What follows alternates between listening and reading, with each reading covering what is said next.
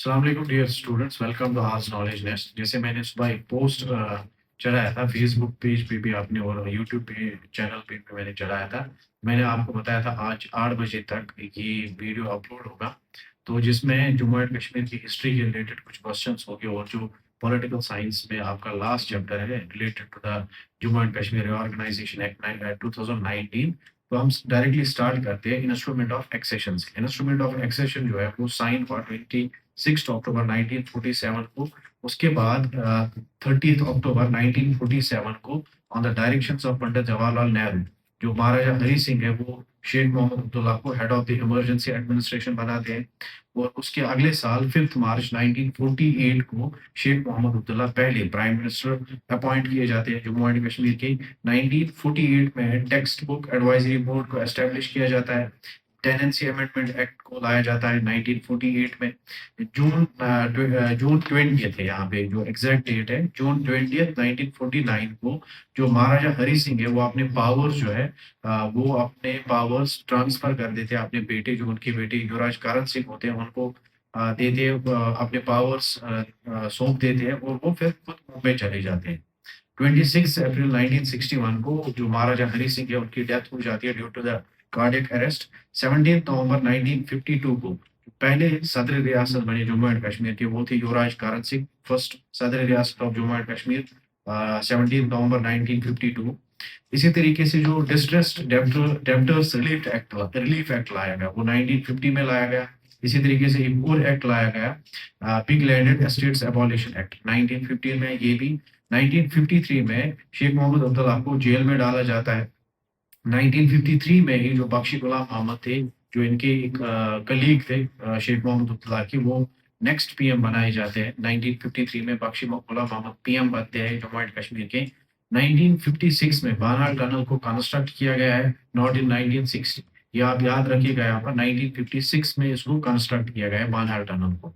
जो कश्मीर चलो कैंपेन जो है वो बख्शी गुलाम अहमद ने स्टार्ट की यहाँ पर, it was initiated by him. इसी तरीके से 1944 में कल्चरल फ्रंट ऑर्गेनाइजेशन बनाई जाती है और इसका नाम चेंज किया जाता है 1949 में एज कल्चरल कांग्रेस। ठीक है, पहले इसका नाम होता है कल्चरल फ्रंट ऑर्गेनाइजेशन और इसी का नाम चेंज किया जाता है 1949 में, दैट इज कल्चरल कांग्रेस। और इसी तरीके से जो डोगरी संस्था है, ये एक ऑर्गेनाइजेशन थी डोगरी लैंग्वेज या कल्चर उसको प्रमोट करने के लिए 1944 में ये बनाई गई। इनकी दो बहुत ज्यादा इम्पोर्टेंट पब्लिकेशन है इस संस्था की, डोगरी संस्था की। एक तो थी जागो दुगर जो 1950 में पब्लिश हो गई और दूसरी थी नामी चेतना जो 1953 में पब्लिश की गई। इसी तरीके से 1956 में जो पहला जो फेस्टिवल था जश्न कश्मीर का, जो पहला फेस्टिवल वो ऑर्गेनाइज किया गया, वो सेलिब्रेट किया गया 1956 में। 1958 में जो J&K academy of art culture and language, इसकी एस्टेब्लिशमेंट होती है। 28 फेब 1964 को जो गुलाम मोहम्मद सादिक जो एजुकेशन मिनिस्टर होते हैं वो प्राइम मिनिस्टर बनते हैं जम्मू एंड कश्मीर के। GM. Sadiq became prime minister in 1964, 28 Feb 1964। उसके बाद इंदिरा शेख अकॉर्ड होता है, ये भी आप याद रखिए, इंदिरा शेख अकॉर्ड 13 नवंबर 1974 को होता है। सैयद मीर कासिम जो 12 दिसंबर 1971 को सीएम बनते, चीफ मिनिस्टर बनते, क्योंकि ये जो जीएम सादिक है उन्होंने ही ये चेंज किया था कि सदर रियासत को उन्होंने गवर्नर में चेंज किया और जो प्राइम मिनिस्टर होते थे उसको उन्होंने एज ए सीएम चेंज किया। तो पहले सीएम जो थे सैयद मीर कासिम 12 दिसंबर 1971 को बनते हैं। फिर 25 फेब 1975 को शेख मोहम्मद अब्दुल्ला सीएम बनते हैं जम्मू एंड कश्मीर के। प्रेसिडेंट रूल जो जम्मू एंड कश्मीर में हुआ, प्रेसिडेंशियल रूल या हम कहें कि गवर्नर रूल हुआ है, वो 3 बार हुआ है। एक तो 1977 में हुआ है, दूसरा 1986 में, और जो सबसे बड़ा जो सबसे ज्यादा टाइम के लिए यहाँ पर प्रेसिडेंशियल रूल रहा, दैट इज फ्रॉम 1990 टू 1996। और उस टाइम पे मिस्टर जगमोहन को यहाँ पर एज ए गवर्नर अपॉइंट किया गया था। तो ये कुछ इंपॉर्टेंट यहाँ पर क्वेश्चंस है, इसके रिलेटेड आपसे पूछा जा सकता है। आई होप ये आप अच्छे से पढ़ेंगे। Now we are going to start next, that is Jammu and Kashmir reorganisation act.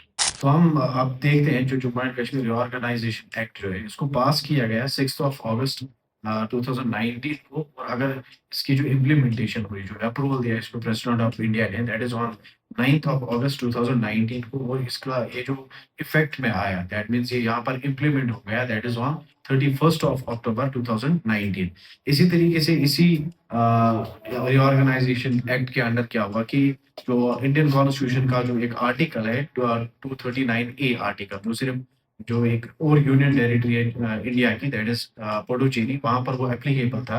अब ये जो आर्टिकल है, आर्टिकल 239A, ये यहाँ पर भी जम्मू एंड कश्मीर में भी एप्लीकेबल है। इसी तरीके से जो टोटल नंबर ऑफ सीट्स, जो असेंबली सीट्स रखी गई यहाँ पर, दैट इज 107। इसमें जो 24 सीट जो है वो रिजर्व रखी गई गई पाकिस्तान ऑक्यूपाइड कश्मीर के लिए। इसमें आउट ऑफ 107 सीट्स जो है, इसमें से जो 2 है वो नॉमिनेट करेंगे, जो लेफ्टिनेंट गवर्नर रहेंगे जम्मू एंड कश्मीर के, नॉमिनेट वो 2 सीट्स करेंगे।